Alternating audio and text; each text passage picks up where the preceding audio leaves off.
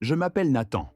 Si je parle aujourd'hui, ce n'est pas pour raconter une simple histoire, mais pour témoigner d'un moment qui a brisé mon esprit avant de le reconstruire. Un moment où la mort elle-même a reculé.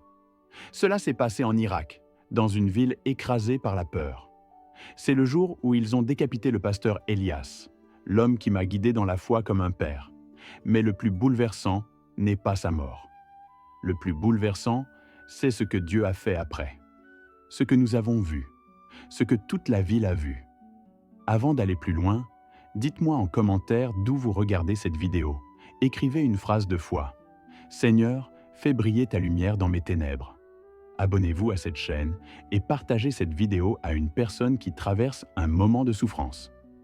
Notre église était petite et cachée, coincée entre deux bâtiments éventrés par les bombes. L'air sentait le sable brûlé et le métal chaud. Chaque soir, nous prions comme si c'était peut-être le dernier. Les enfants dormaient dans les bras de leur mère. Certains hommes restaient debout près des fenêtres, comme des gardiens silencieux.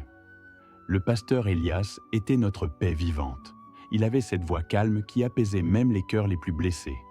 Il répétait toujours « Quand la nuit devient plus noire, c'est qu'une lumière approche ».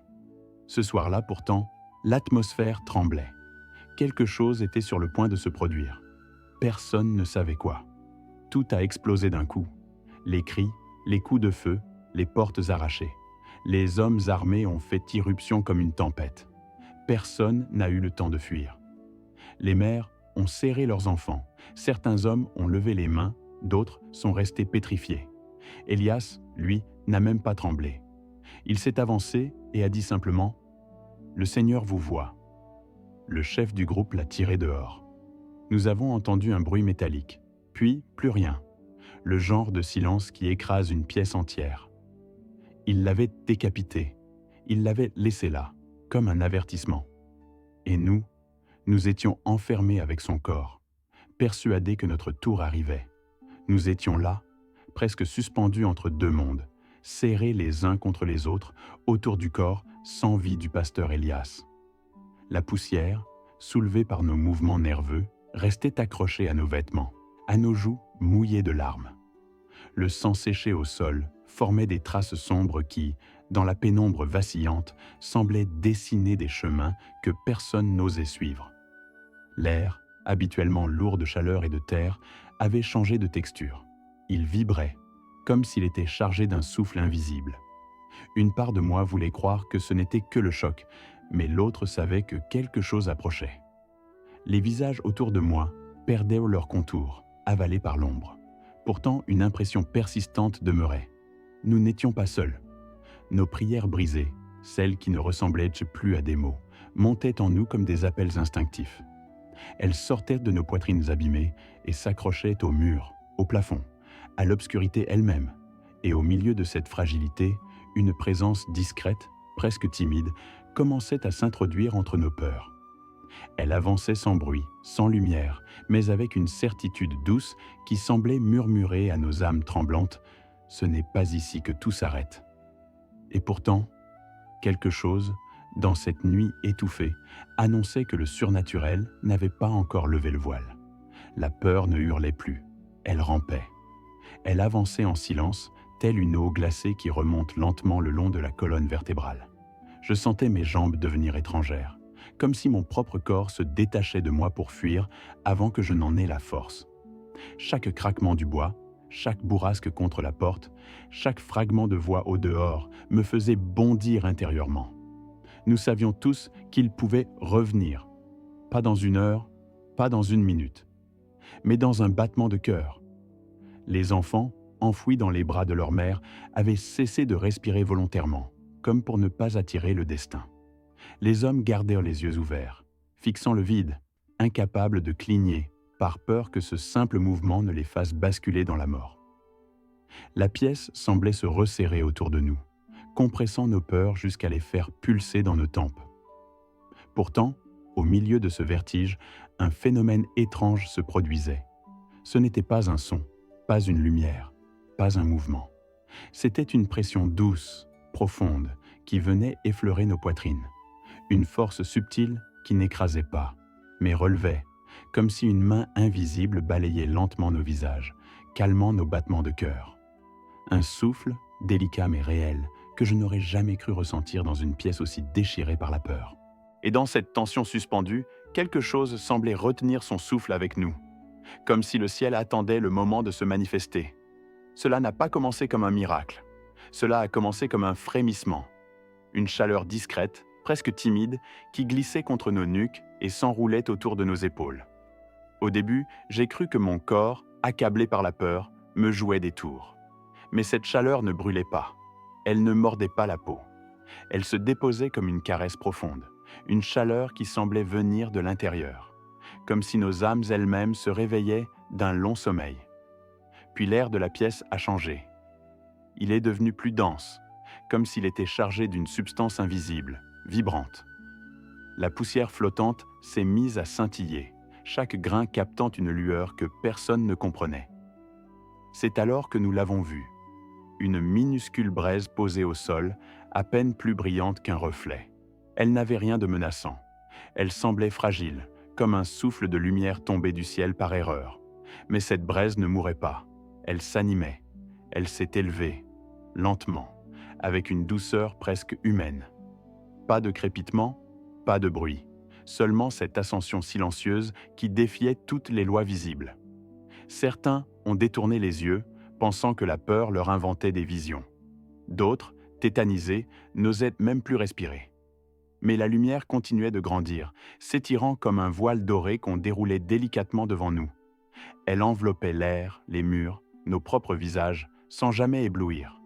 Ce n'était pas une lueur, c'était une présence qui arrivait, et la pièce, soudain, semblait se préparer à accueillir quelque chose que nous n'avions jamais vu de notre vie. La lumière n'avait pas seulement envahi la pièce, elle avait envahi nos corps. Je sentais chaque poil se dresser, comme si ma peau reconnaissait une présence qui dépassait tout ce que j'avais connu. Mon cœur, qui quelques minutes plus tôt battait comme un tambour affolé, ralentissait maintenant avec une douceur presque surnaturelle. Pas comme dans l'épuisement, mais comme si des mains invisibles l'avaient repris, l'avaient apaisé, l'avaient sécurisé dans une paix impossible à expliquer. L'air vibrait, pas comme lorsqu'une explosion secoue les murs. Non, c'était une vibration vivante, organique, un souffle qui coulait autour de nous, glissant sur nos visages comme une soie chaude. Une sensation qui avait le poids d'une tempête, mais la tendresse d'une caresse. La pièce que j'avais toujours connue sombre, froide, presque hostile, semblait respirer. Elle s'élargissait, s'illuminait, se transformait en un lieu où la peur n'avait plus le droit d'exister. La douleur qui comprimait ma poitrine, qui me rongeait depuis le meurtre du pasteur, commençait à fondre comme du métal chauffé jusqu'au blanc. La chaleur prenait sa place. Une chaleur qui ne venait pas de la lumière, mais de quelque chose derrière elle. Une chaleur qui entrait dans mes fissures, qui s'infiltrait dans mes peurs et qui les réparait une par une. Je ne savais pas que je murmurais. Les mots sortaient seuls, comme tirés de quelque part que je n'avais jamais osé explorer. « Seigneur, si c'est toi, n'arrête pas. » Et à cet instant précis, l'air sembla se préparer à révéler quelque chose d'encore plus grand. Autour de moi, des hommes et des femmes tombaient à genoux. Le parquet résonnait sous le poids des corps, comme si la terre elle-même avait décidé de s'incliner. Certains levaient les mains vers la lumière avec un mélange de frayeur et de désir, comme si leurs doigts voulaient toucher l'invisible. D'autres posaient leurs mains au sol, tremblants, comme si la chaleur qui en émanait pouvait les consumer. Les enfants, eux, ne bougeaient pas. Ils observaient sans ciller, les yeux grands ouverts, comme si leurs âmes reconnaissaient quelque chose que les adultes avaient oublié depuis longtemps. Les plus âgés, les silhouettes courbées par la vie, pleuraient en silence, des larmes lourdes, anciennes, presque sacrées. Et malgré tout cela, personne ne parlait. Le silence n'était pas une absence de bruit, c'était une présence qui imposait le respect, qui écrasait chaque pensée inutile, chaque doute, chaque question. Nous savions, sans qu'aucune parole ne soit nécessaire, que ce que nous voyions ne venait pas de ce monde. Ce n'était pas une vision, ce n'était pas un rêve, c'était une rencontre. Une frontière venait de se briser, Un voile venait d'être déchiré, et pendant un instant suspendu entre le temps et l'éternité, nous étions témoins d'un moment où le ciel touchait la terre.